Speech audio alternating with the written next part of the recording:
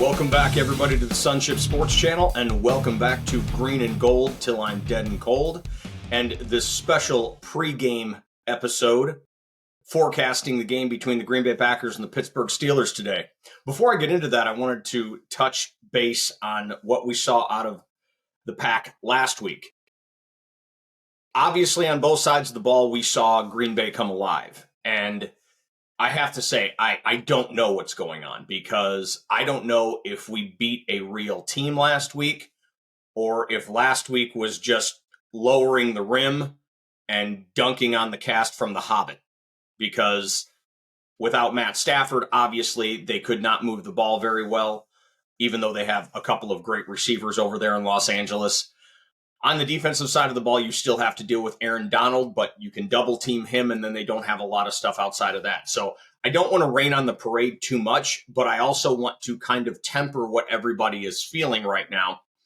I think that we have a very good shot at this game today, because I think that Green Bay and Pittsburgh are very similar. Neither one of them start off very well. Both of them seem to be non-existent as far as the offensive side of the ball in the first half. And then in the second half, they start to get going. Pittsburgh usually waits till the fourth quarter to get going, and then it's a series of big plays, and they end up winning some games. Now, statistically speaking, on the offensive side of the ball and on the defensive side of the ball, it looks like Green Bay's ahead of Pittsburgh. Not by a lot, but enough to where you'd think, well, how come Green Bay's 3-5 and Pittsburgh is 5-3? So we'll dive into that as well. Pittsburgh, they've beaten some good teams this year too. I mean, you can't deny the fact that they've played with fire, but they have defeated some very good football teams. So we'll dive into that here in just a minute. But what I would like to talk about first, as I mentioned, the previous week's game, the youth movement in Green Bay is starting to come to fruition. And if you look on the defensive side of the ball, Carrington Valentine, that's a man right there. That is a grown-ass man, and Carrington Valentine is going to play his way into the preferred starting lineup. Now, I know Eric Stokes is going to be coming back soon, but I don't know if that's necessarily Eric Stokes' job when he gets back. Carrington Valentine did an excellent job last week on Kupp and Nakua, along with Jair Alexander. Valentine may have to be our number one preferred starter this week, because it's looking more and more like Jair is now going to be out because of a shoulder. First it was his back, now it's a shoulder. We can't keep this guy on the field. So Corey Ballantyne would probably step in for Jair Alexander if he can't go, which is looking more and more like that is going to be the deal today. Also, on the defensive side of the ball, Devontae Wyatt starting to play a lot more consistently like a first rounder. Carl Brooks, who I've raved about ever since the draft process. Carl Brooks, although he's a late round pick, is somebody that is destructive. He can be good in the run. He can be excellent against the pass. Putting him on that defensive line, they need to figure out a way to get him in that rotation more. Obviously, when Kenny Clark went out last week, Brooks got some more snaps, and I think we all really saw what this kid can do. The other person that I'd like to talk about on the defensive side of the ball is Isaiah McDuffie. He seems to always be on the field because either Campbell or Walker are gone, almost always. The amount of times that Campbell and Walker have been on the field together pales in comparison to the amount of times one of them or both of them have been out of the starting lineup. They're riddled with injuries, it seems, on a regular basis. Walker, unfortunately, much like Jair Alexander, is listed as doubtful for today's game. And, of course, I'll get into that later, too. But Isaiah McDuffie last week, and now for several weeks, has shown he's a starting caliber inside linebacker. Green Bay plays that base 3-4. Well, they're in a nickel most of the time, but when they're in that base 3-4 and McDuffie is out there right next to Campbell, McDuffie is doing some things. McDuffie is finding the ball. He's blowing up plays, dropping back into pass coverage very well. McDuffie could play his way into the starting lineup if one of these two inside linebackers don't figure out a way to stay on the field consistently. So I liked what we did on the defensive side of the ball last week. I've liked what we've done on the defensive side of the ball the last few weeks. The rushing game, I'm sorry, the defense against the rush the last 2 weeks has been a lot better. Now, granted, we lost to Minnesota, but it wasn't their rushing game that blew us apart. Also against the Los Angeles Rams, stifled their rushing game as well. So I don't know if somebody's in Joe Barry's ear or we're just getting to that point in the season where Joe Barry realizes he needs to start coaching for his job. So that being said, the offensive side of the ball obviously looked better, much better last week. And I've now heard through several sources that Matt LaFleur completely opened up the playbook last week. And my question is, what the hell were you waiting for? Christmas? I mean, I get that we're talking about a lot of youngsters here, but you're going to have to take the training wheels off sooner or later. You can't just go out there, run on first down, run on second down, pass on third down. It is entirely too predictable, and you put your young quarterback in a horrible position where, again, like Green Bay has done so often, made the quarterback feel like he's got to put the whole team on his shoulders. And that's just not going to happen with a first-year guy. It wouldn't have happened when Aaron was here. Green Bay went 6-10 his first full year starting when he was running for his life and things of that nature. So I do like the fact that I tell you what, I'll give Matt LaFleur credit where credit is due. That touchdown pass to Luke Musgrave in that Rams game, that was filthy. The double fake motion, I mean, no one knew where that play was going. And that's kind of what we thought we were going to get from Matt LaFleur, wasn't it? I mean, he comes from the Sean McVay, Kyle Shanahan coaching tree. And regardless of talent on those two teams, those two brilliant offensive minds just seem to scheme guys open. You find guys who you've never heard of before running 5 yards in the open field before the ball gets thrown to them. And that's kind of what we all expected when Matt LaFleur came to Green Bay. It hasn't been what we've gotten since Aaron left. And now we're starting to see, is Matt LaFleur for real or is he for fraud? Because up until this game, I've had my doubts. Now, I did see some very nice play calling on the offensive side of the ball. And I also think, okay, we were playing the Rams. But what does give me a little bit of hope is that we played against other teams that aren't very good. We played against the Broncos and the Raiders, and we didn't look like this. We didn't look as well. And I'm thinking, oh, this is a disaster because these aren't great defenses, and they're stifling us. Well, the Rams are actually a little bit better than that. They obviously have Aaron Donald, who may be the best defensive player we've seen in the last decade on that side of the ball, and they've got some other real players over there. But Green Bay, granted at Lambeau, definitely, and a lot with the offensive line, exerted their will on the Los Angeles Rams defense. Ran the ball well. We got Aaron Jones involved at a high level, coming out of the backfield, catching passes, running. And by the way, because Aaron Jones got a bigger chunk and was on the field more, then when they brought A.J. Dillon in as that 1-2 punch, if you haven't noticed the last couple of weeks since Aaron Jones has been playing more, A.J. Dillon's play has picked up. He's starting to run harder. He's starting to find some holes. He's starting to drag people 6 and 7 yards because he's not on the field all the time. A.J. Dillon, and I know a lot of people wanted A.J. Dillon to be our version of Derrick Henry. It's just not going to happen, folks. A.J. Dillon is a nice complementary back when you've kind of tired out the defense and you're using all the motion, and Aaron Jones is doing draws and catching passes out of the backfield, and the linebackers are running all over the place and nobody knows where the ball is going next. That's when you can bring an A.J. Dillon in there, hand it off to him straight up the middle, and he can knife you for 7-8 yards because he's fresh and he's strong and he's big. But A.J. Dillon's probably not going to be what I would call a premier back in the league. But because of what's been happening with Aaron Jones, here we are, and the offense is looking better. Holy crap, we had a Christian Watson sighting too. I don't know if it's that Jordan Love hasn't been able to find him. Christian Watson has been injured for the first part of this year.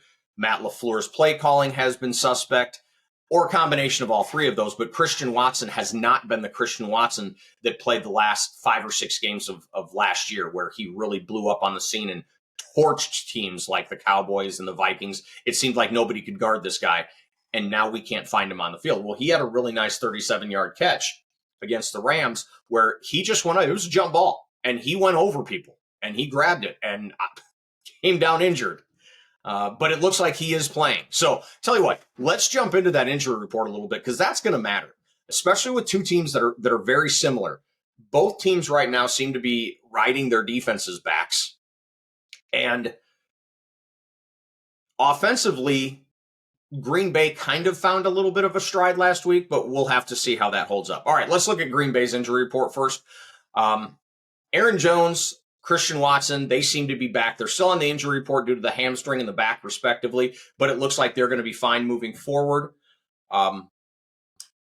Offensive line, I'm concerned with this, not because I don't think any of these three guys are going to miss today, because I think they're all going to play, but John Runyon, Yosh Nijman, and Josh Myers are all questionable. Runyon with that neck, Nijman with his back, and Myers with his knee. Now, Myers hasn't played what I would call spectacularly well this year, and Runyon has had a down year. But Yosh Nijman, it's about time that we brought him into the game, because Walker just wasn't getting it done.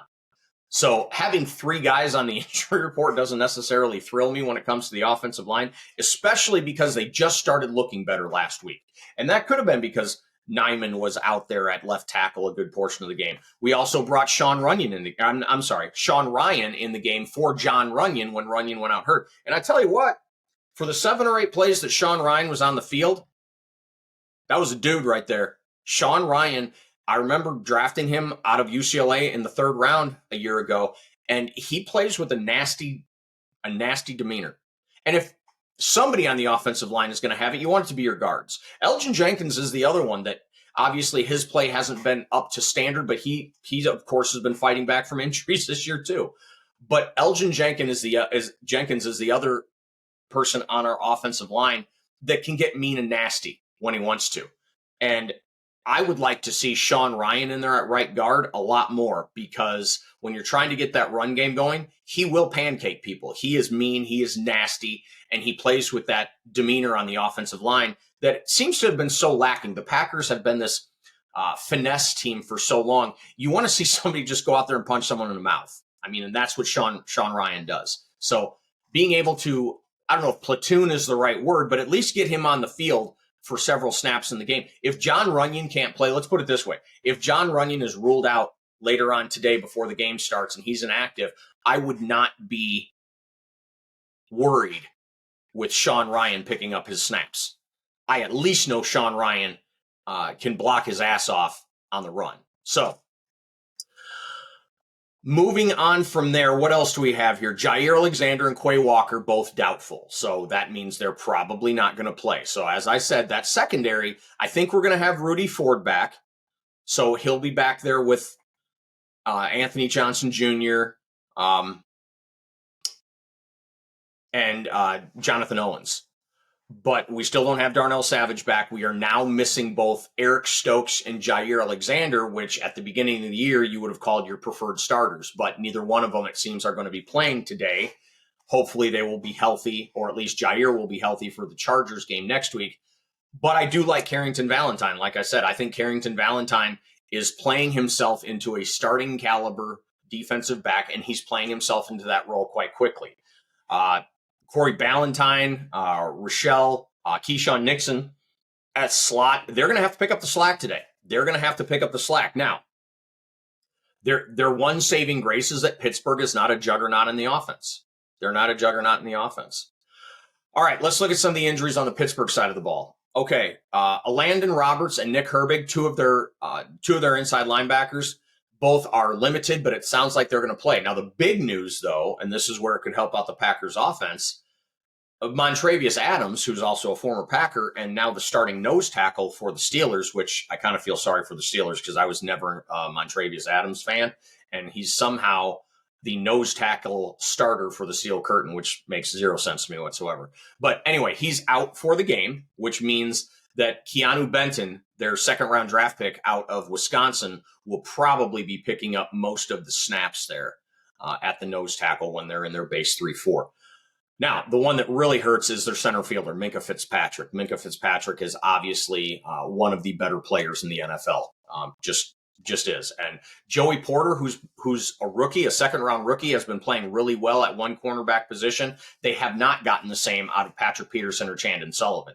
So losing Minkah Fitzpatrick is going to be very detrimental to them because he just brings that additional layer.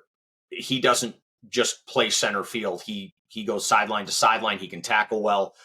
He's definitely an all-pro caliber player. It looks like Keanu Neal, the safety out of the University of Florida, who is now in his 8th year, will be backing up Minkah Fitzpatrick, so he'll be on the field. But Keanu Neal has not been able to hang on to a starter's role at any of the teams that he's been on.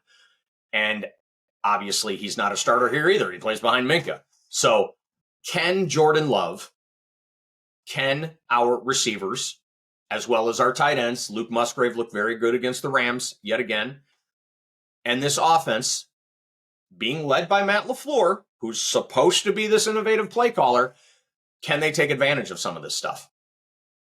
Now, the same question can be asked on the other side of the ball, too. Can Pittsburgh take advantage of Green Bay with some of those pieces missing? So let's look at some of the tail of the tape here. Let's look at some of the statistics. So Green Bay, their points per game, they're outscoring their opponents by 1/10 of a point, 20.0 to 19.9. Total touchdowns 18 to 16. First downs 143 to 160, which tells me one thing: our defense is on the field way the hell too much. Now, this again, our first game and our last game, the Bears and the Rams games notwithstanding, because we looked very good on both sides of the ball in both of those games. But are those anomalies? Because let's be honest, it's the Bears and the Rams. Some of these other teams we played in the middle, some of them that we should have beaten, a lot of them we lost in the last 2 minutes of the game.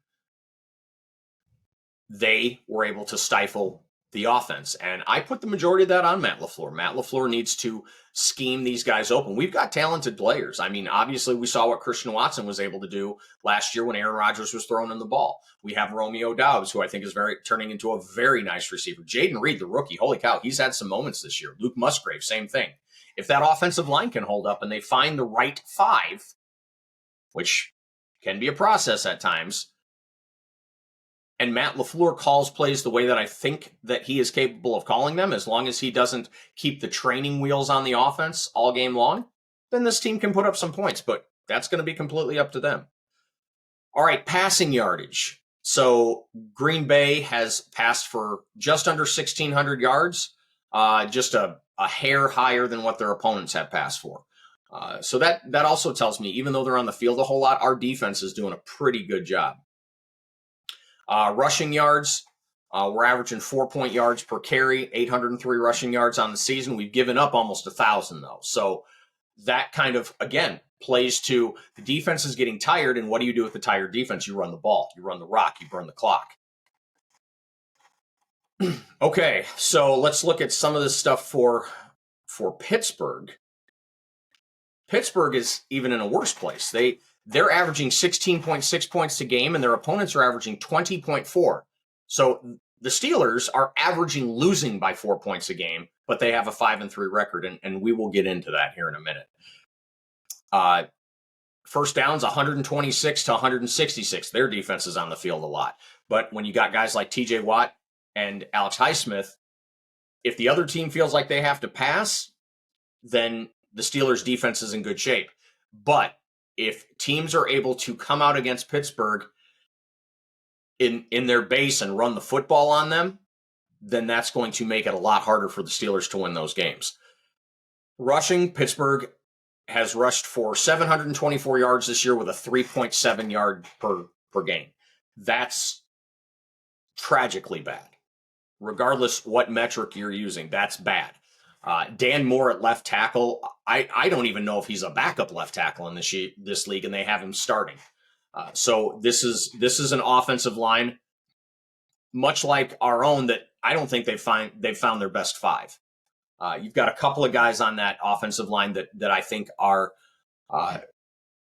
more than serviceable, but then there are others, and I don't like calling out names, but Dan Moore, I'm sure he's a perfectly nice guy. I just don't know why he's a starting left tackle in the NFL. All right, offensive plays for Pittsburgh, 475 for the Steelers. Their opponents have run 545 plays. They have been outgained by basically 800 yards this season. So that's what happens. Their defense kind of keeps them in the game. The bend don't break. The other team's, gaining some yardage. And then it's close in the fourth quarter. And that's when Kenny Pickett decides to wake up from his nap. Now, we both have coordinators that we're not thrilled with. The Packers are not thrilled with Joe Barry on the defensive side of the ball. We're not crazy about Matt LaFleur's play calling right now either, but I think he's a better play caller than what he's showing. I don't think Matt Canada is for the Steelers. And you can just see the post-game interviews with Mike Tomlin, and he's just trying to watch what he says because you don't want to crucify your coordinators, but you can tell he's frustrated. You can tell he's absolutely frustrated. So we'll have to see how that shakes out in today's game. But you've got weakness on weakness. You've got the play calling of Matt Canada and the play calling of Joe Barry going at one another. I have a funny feeling we might see time and space rip in half right there and swallow the whole game up. Just watching those two guys call plays is painful at times. There have been so many times this year where Green Bay has had somebody in a second and long or third and long, and Joe Barry has called some soft zone where they get a screen or a pass across the middle that gains 12 of the 15 yards back that they need, and now they're in a third and manageable or something like that. It's so frustrating to watch them give up these plays. Sometimes I can't even watch. But there are other times now where Green Bay, I think just due to the dudeness of the players that they have, like I mentioned, like the Carl Brookses and Lucas Van Ness is playing better. Rashawn Gary's just a game wrecker, and they're getting a lot of tackles for losses. They're getting a lot of sacks, even some fumbles. But the real thing that I wanted to discuss here when you look at this, because we can talk about where they're. Look, Green Bay and Pittsburgh are ranked in the bottom third. I'll save you all the numbers. They're ranked in the bottom third of every offensive category, with Green Bay just a little higher than Pittsburgh. Defensively, when you look at it, yards per game, Steelers, second in the league yards per game, total defense. Steelers are actually second to last in giving up yards per game. Green Bay is, what are they, 10th, 11th? Yeah, they look like they're 11th. Green Bay is giving up 320.1 yards per game, and the Pittsburgh Steelers are giving up 377.3. So obviously it's a bend but don't break. There's not as many points being scored. These teams are driving and then not getting into the end zone or being able to kick a field goal. And we're going to cover that because there's a real reason why that's happening. And it doesn't bode well for the Steelers long term. Passing yards per game, Green Bay giving up just under 200 yards. Steelers giving up close to 250.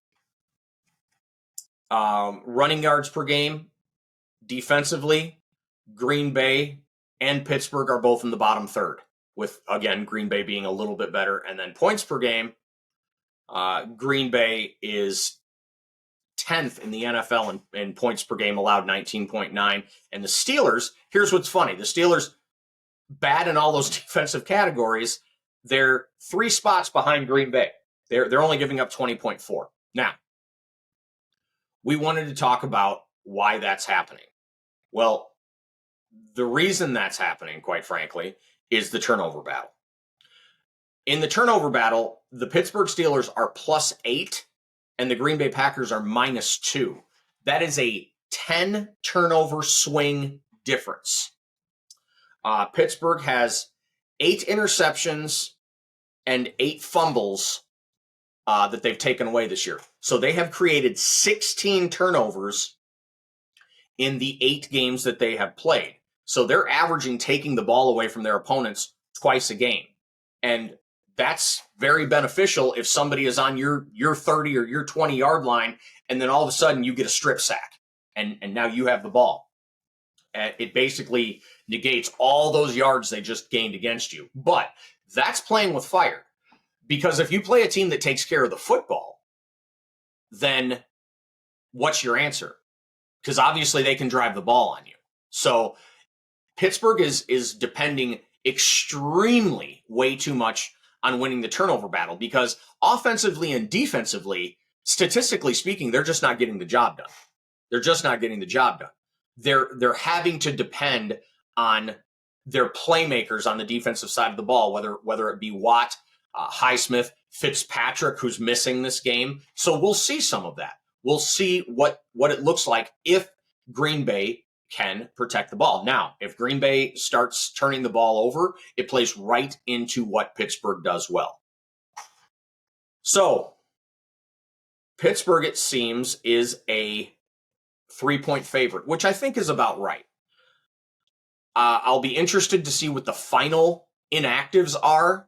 I don't know if Jair Alexander sneaks into that game. I know for a fact that both Fitzpatrick and Adams have been ruled out. There is no questionable next to their names.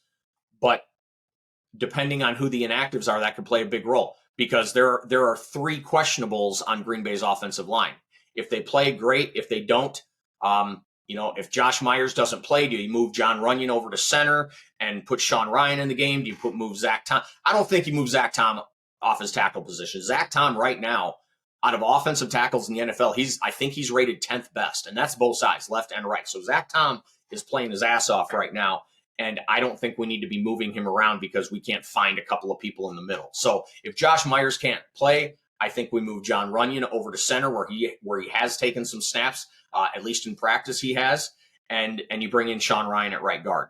So if Yosh Nijman can't play, then obviously it's back to Rasheed Walker, who did play better last week, but Nijman is a much better run blocker, and Walker needs to kind of depend more on his athleticism. When you saw some of those screen plays, Rasheed Walker got out there and was down the field blocking very well for Aaron Jones. So he does have his assets. I just don't know if he is ever going to be a full-time left tackle in the NFL. So that's going to wrap it up for this week, folks. I'm not going to throw out a prediction because, quite frankly, like I said, I don't know. I started out this episode telling you I don't know. I'm going to end it saying I don't know. I know that's not great for a sports podcaster, but Pittsburgh looks like a team that Green Bay should be able to take advantage of, but it is on the road. Pittsburgh's always a very difficult place to play, and they have beaten teams like the Browns and the Ravens this year. So I don't know what version of the Packers and what version of the Steelers we're going to get, but I think they are very similar teams in which their offenses don't get a lot of stuff done, but their defenses can be opportunistic and definitely can change the tide of a game. So, folks, make sure you hit the like button, hit the subscribe button, help me out here, drop a comment, let us know how we're doing. Go, Pack, go, and we will see you next time.